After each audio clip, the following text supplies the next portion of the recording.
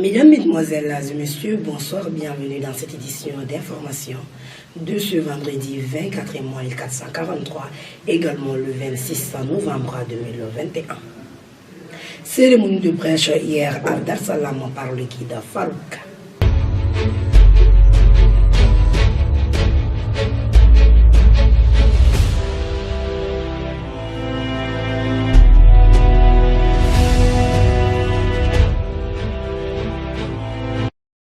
Bonsoir mesdames, mesdemoiselles et messieurs et bienvenue. Comme je vous le disais tout de suite hier jeudi 19 4 mois 1443, également le 25 novembre 2021, une grande cérémonie de prêche a été animée par son excellence Seydina Cheikh Oumar Seydou Coulibaly El Farouk à Dar Salam. La cérémonie de prêche était en présence de plusieurs membres d'Hikmadine Islamia ainsi que des sympathisants. Suivons le reportage de Jonas Nel. Initié par la section 3 de la révolution Hikmadine el-Islamia du district de Bamako, épaulé par le bureau des présidents des différents comités du district de Bamako et environnant, le guide spirituel de l'association pour le complément de l'islam, l'homme fort de son temps, l'homme aux noms multiples contre qui les ennemis n'ont rien pu, a animé une grande cérémonie de prêche ce jeudi 25 novembre 2021 à Dar Salam sur Ozone Terrain en commune 3 du district de Bamako. L'objectif de cette grande cérémonie de prêche était, dans le cadre d'une grande sensibilisation à l'endroit de la communauté de Dar Salam et environnant, plusieurs grandes personnalités de la localité, les membres et sympathisants de l'association Hikmadine el-Islamia, tous dévoués, tous engagés, et tous animés d'un sentiment de joie et de satisfaction ont massivement répondu présents au rendez-vous. C'est aux environs de 22h30 que les disciples du guide incontournable, précisément Oustaz Mokhtar Berté, a fait son entrée sur le lieu de prêche.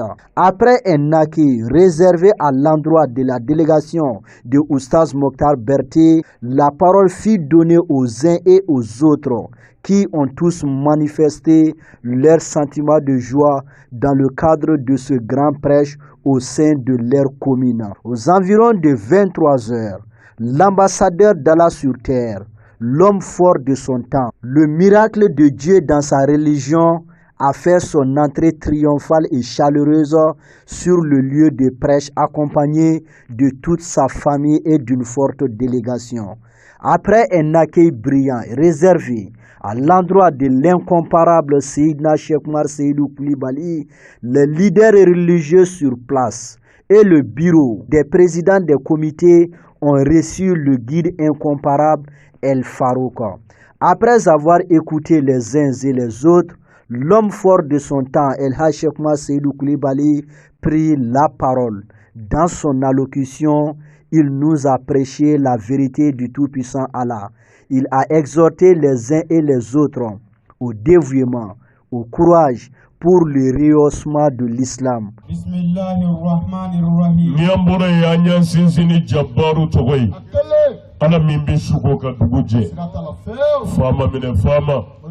Muro febe bi balo ala minga sebaya tiga kono wahidul qaharu ansinzina ni jabbaru togoyi dande ala minga se la koni yelemate foyi je fama minyi muro o daye fama ala dai na de fanga muro yelema bi ba ni yelema mi ka fanga ba e min togo fama yelema bi yereba wuli bali do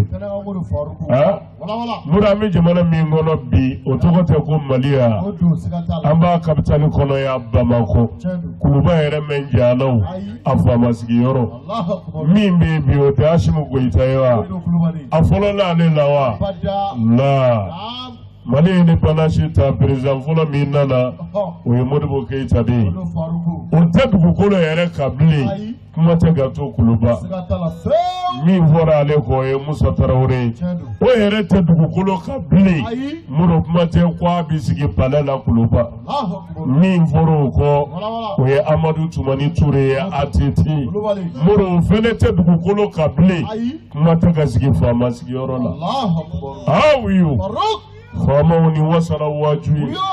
Ni wasara wajui. Ma kelengile taba. Watini ne bibulu. Min sinyeledo ala fe. Ibiga fama ya daini wati. No dafara. Ni yelema mi ibwala. Sayabini nitige. Ubi ibwala. Wuli bali doda. Fama ichi tuala de. Ibana de nyani wati iche. Ubi fiye ki klienka latriya. Ke barake ni chie. Ibana wati mina. No kere ke jena nye. Ni ala nye siranya fara oka. Ine ala che binye. Iko binye isale kofe. Wallah haraibi alijina sa. Muru. Fama chitoi. Ni ala fama inde. Akili. Ni dama do foli ye mali famola. Ome iwolo fura dama ni biche. Iya me folo ko ala koro do bore ko ala koro blala no la wa. Ome ko ala gale ngo kudeta kara lela. Sisa ala koro de nana. Obe palela koro le no na yo me a. Muru waiti no me. Ala kili inidu. Debe Adama kile. Kana Musa kile ula. Kana fo Muhammadu kile la. Fo aunwe bi kile. Ala kili inidu. Wafo ka jiye boyi pew. Bada. Ale kile nebe. Muru. Sira ni nenye. Iseme ale de la. Kena ale de tai. Ika wasa bode la jiena ya. Wa wasa bode la la. Ijandonna. Muru ni mabaye dongo domba dama. Ni mina itagala. Kana so aka kilela. Muru. Itega fladi alama. Wallahi. Adama de nini ala chenyena. Ika jiena boye kunye. Menini ala chechela. Ibi nimisa $2. Komuna ina na dugukulo. Wuli bari dode. Aya jandonna. Doble janya. Ubini isiriki miliki. Kabika bonye bechela. Ijashile goli karle. Itogoyale. Ubini di ala inima kaburu de kono. Awiyo. Muru no do ya sura ine ala chemai. Odo ya sura ala ko chugo mi e marketi. Odo ya sura ima de makenye nyoya ni ala tai. Billahi hanna ya sura jebe ku yikilindai. Ibini misa ko munaina. Wuli bari do aya jandonna. Ona fora ki ni ala chenye. Muru felete ko gele ku. Ala ko anga minto o setuye ka nege tuila kejja ko ni mandi ala tarima fa wala ko anga feo fentoi hanni ala ko te abe toro ni deguni anyerema tie kono ya depe amasela kana kana de do aya la jege ala ko ay jene ya dabla ay sueli dabla ay namara dabla ay bingani dabla ay nyuava dabla ay gulomi dabla ay ashidiya ni debali chuku dabla muro ni mbede nyakoro ka laje hanni ala ko te ni femunu njatera ko ala ko anga dabla ajume mbe muro minke babi lafiya jiye kono ya debi masela ha obani njuguma nununa akile te kika bara bikaye billahi kibi lafiya jiye na ya kumatela harama muru ala ko anga feo fentu abe bone de ya anyerema nanya toyi amba lafiya damine jiye kono ya deba masela harama wana bana amba balawiye jiye kono ya deba masela harama wuli bani dode wala ko anga feo fenge abetu here de anyerema jiye kono ya depe amasela hara ay ke ladri ay akli ay hina nyogona ay nye nyogoma ay nyogon deme ay da alala ay sile ay shu ay jagabo ay hiji ni fo fenyini na alafe ko anga ke billahi abe anga lafiya de jiena ya depe amasela hara wuli balido ulai to anga ke nyogonya ne alatai mura min lafiya jiena ya anga jebe kamulo here wallahi ami alijina so ala ana kare famu chugo nyuma dambe ma amin ala ko kanya ala ya bonya kama amin ala ko kanya kira jaci horoma kama amin sallallahu alaihi rasul. C'est aux environs de 0h10 que cette grande cérémonie de prêche a pris fin par de grandes bénédictions et l'adhésion de plusieurs fidèles musulmanes et musulmans dans la grande famille de l'association Hikmaddin El Islamia. Vivement un autre lieu de prêche avec le guide El Farouk. Nous disons très longue vie au guide Farouka ainsi qu'à toute sa famille. Amen. Après 48 heures d'arrêt de travail, le SINABEF et le patronat sont parvenus hier jeudi à un protocole de conciliation. Les clients des banques se réjouissent de la nouvelle. Après un accord signé entre les deux parties, le syndicat national des banques, assurances, établissements financiers et commerce du Mali a levé son mot d'ordre de grève le mercredi soir. Le syndicat estime que plusieurs concessions ont été faites de part et d'autre et qui ont permis d'aboutir au point d'accord. Des clients ravis de la nouvelle ont pris d'assaut les banques hier jeudi matin à Bamako. Des clients qui ont été rencontrés à leur sortie ne cachent pas leur joie. Mais d'autres ne digèrent toujours pas ces 2 jours de grève. Ils ont dit que la grève a pris fin. Mais est-ce vrai? S'interroge un client. Je ne parviens pas à avoir mes sous au niveau du guichet, poursuit le même client. Il souligne qu'il n'est pas content. Je devrais effectuer une opération depuis. La grève l'avait empêché, mais aujourd'hui j'ai effectué l'opération, se réjouit un autre client. C'est la même satisfaction auprès d'autres clients, mais il invite les banquiers à effectuer les grèves au début du mois et non vers la fin. Le SINABEF satisfait des points d'accord. Le secteur banquier paralysé et reprend donc les activités. Pour les membres du syndicat national des banques, assurances, établissements financiers et commerce du Mali, c'est le satisfecit après ce mouvement de grève. Il y avait 13 points de réclamation et de revendication. Nous avons eu 10 points d'accord. Les 3 autres points de commun accord ont été retirés, affirme Ogotam Meloum Guindo, secrétaire administratif du SINABEF. Aujourd'hui, ils peuvent être fiers. Leurs syndicats se sont battus pour leur satisfaction entière, indique M. Guindo. Même si des usagers, les banques sont contents de la nouvelle, ils espèrent ne plus revivre ces arrêts de travail dans les établissements bancaires.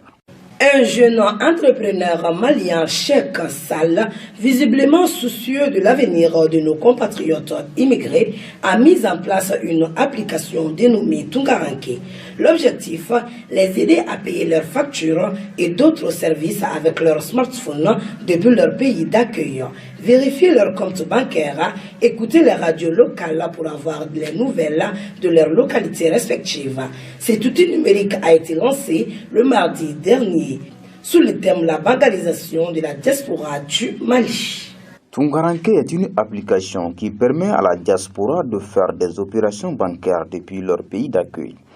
Pour ce faire, son concepteur a noué un partenariat avec 3 banques maliennes, notamment la Banque sahélo-saharienne pour l'investissement et le commerce, la Banque malienne de développement, la Banque malienne de solidarité et Coribank.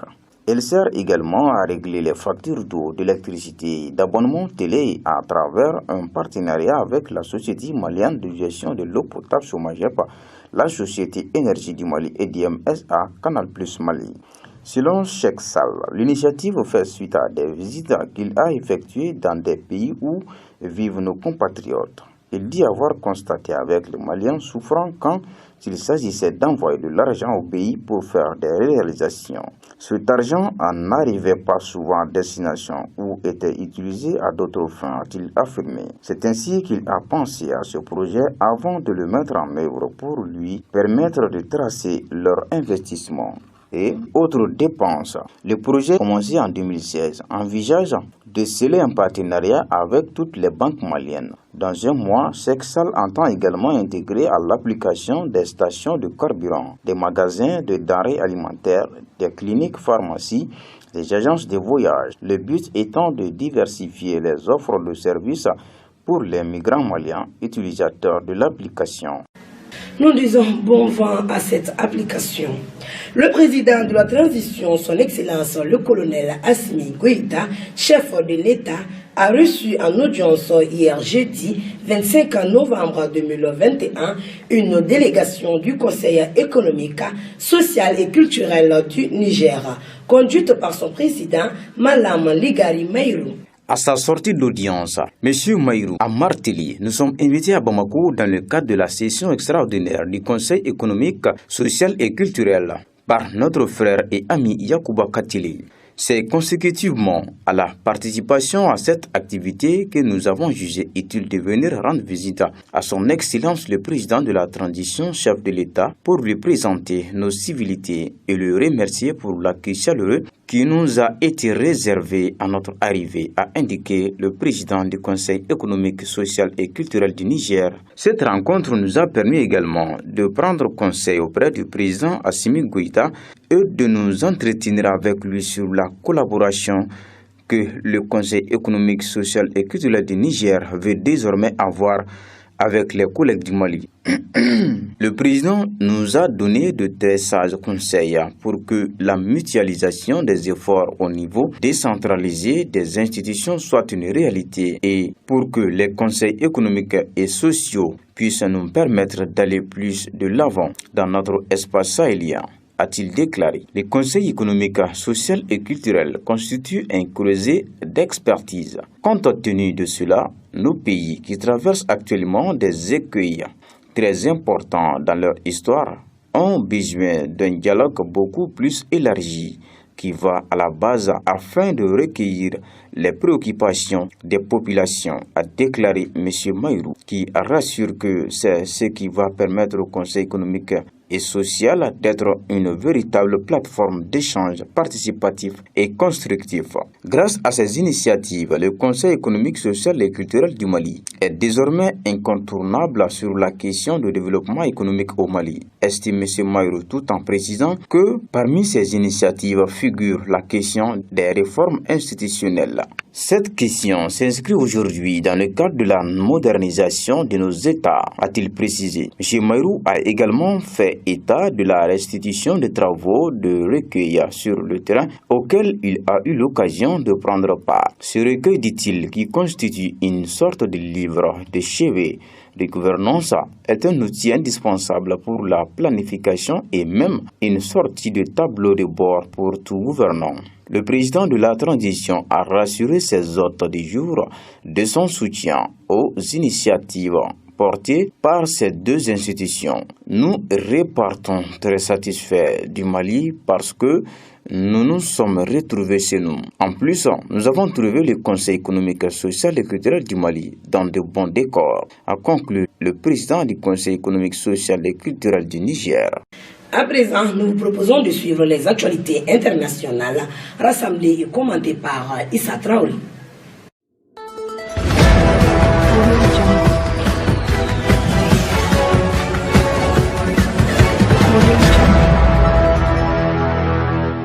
La nouvelle première ministre suédoise, Magdalena Andersson, a été contrainte de démissionner quelques heures après son élection par le Parlement suite à la défaite de son budget et au départ de ses alliés écologistes du gouvernement. Il y a une pratique constitutionnelle voulant qu'un gouvernement de coalition démissionne lorsqu'un parti le quitte. Je ne vais pas diriger un gouvernement dont la légitimité est remise en cause, a déclaré la dirigeante social-démocrate lors d'une conférence de presse où elle a dit espérer être réélue à son poste lors d'un vote ultérieur avec un gouvernement 100% social-démocrate.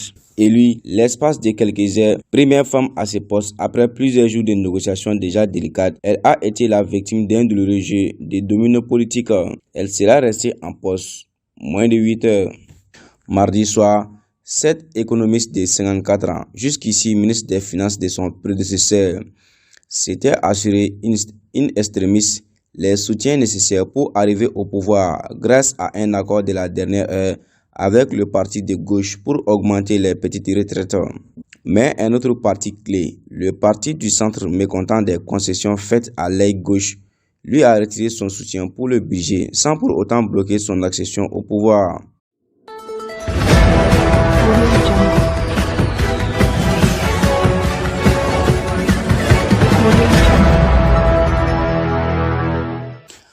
En fonction depuis 10 ans, le PDG d'Orange, Stéphane Richard, quittera l'entreprise au plus tard fin janvier, a annoncé le groupe dans un communiqué mercredi 24 novembre à l'issue de la réunion de son conseil d'administration. Une annonce qui fait suite à sa condamnation quelques heures plus tôt dans l'affaire de l'arbitrage controversé entre Bernard Tapie et le Crédit Lyonnais. Son mandat à la tête du groupe arrivait initialement à son terme mi-2022. Son départ sera effectif à compter de la mise en place d'une nouvelle gouvernance et au plus tard le 31 janvier 2022, a précisé l'entreprise, ajoutant que Stéphane Richard continuait d'exercer ses fonctions jusqu'à ce départ. S'il avait formulé le souhait personnel de rester président du groupe à l'issue de son 3e mandat en lâchant la fonction de directeur général, son ambition a été brisée net par sa condamnation pour la Cour d'appel de Paris à 1 an d'emprisonnement avec sursis et 50 000 € d'amende. En 2018, le ministre de l'économie, Bruno Le Maire, avait prévenu qu'en cas de condamnation, Stéphane Richard devrait remettre son mandat, alors que le géant français des télécoms a pour premier actionnaire l'État, avec plus de 20% du capital.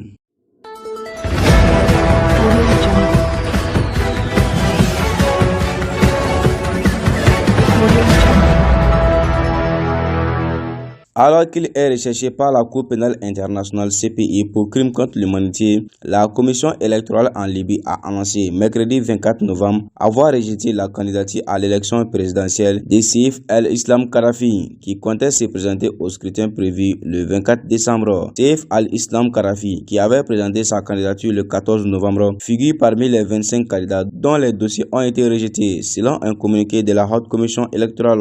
La dite commission a expliqué avoir rejeté ses candidatures sur la base de plusieurs textes de loi ainsi que des lettres qui lui ont été adressées par le procureur général, le chef de la brigade criminelle de la police et le président de la direction des passeports et de la nationalité. À la surprise générale et alors qu'on ignorait où il se trouvait ces derniers temps, Saif al-Islam, 49 ans, avait présenté son dossier à Sheba, l'un des 3 centres de dépôt des candidatures, avec Tripoli et Benghazi.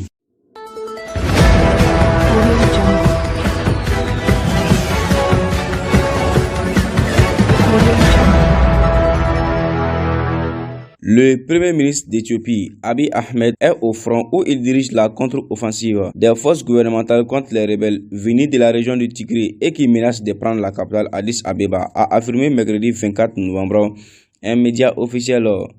Abiy Ahmed, prix Nobel de la paix 2019, mène maintenant la contre-offensive et dirige le champ de bataille depuis hier. Depuis quelques jours, a rapporté Fana Broadcasting Corporate, affirmant qu'à Addis Abeba, le vice-premier ministre Demeke Mekonnen gère désormais les affaires courantes. Il n'était pas possible de savoir exactement où se trouvait le premier ministre, un ancien opérateur radio de l'armée devenu lieutenant-colonel. Fana n'a pas diffusé d'image de lui sur le terrain. Le secrétaire général de l'ONU, Antonio Guterres, en visite en Colombie, a lancé mercredi soir un appel urgent à un cessez-le-feu immédiat et inconditionnel afin de sauver le pays après plus d'1 an d'un conflit marqué par le spectre de la famine. La guerre a démarré au Tigré en novembre 2020 lorsque Abiy Ahmed a envoyé l'armée fédérale afin d'en destituer les autorités issues du Front de libération du Tigré qui défiaient son autorité et qu'il accusait d'avoir attaqué des bases militaires. Abiy Ahmed avait proclamé la victoire 3 semaines plus tard, après la prise de la capitale régionale Mekele. Mais en juin, le TPLF a repris l'essentiel du Tigré et poursuivi son offensive dans les régions voisines de l'Amhara et de l'Afar. Cette semaine, le TPLF a affirmé contrôler Shewa Robit à 220 km au nord d'Addis Abeba.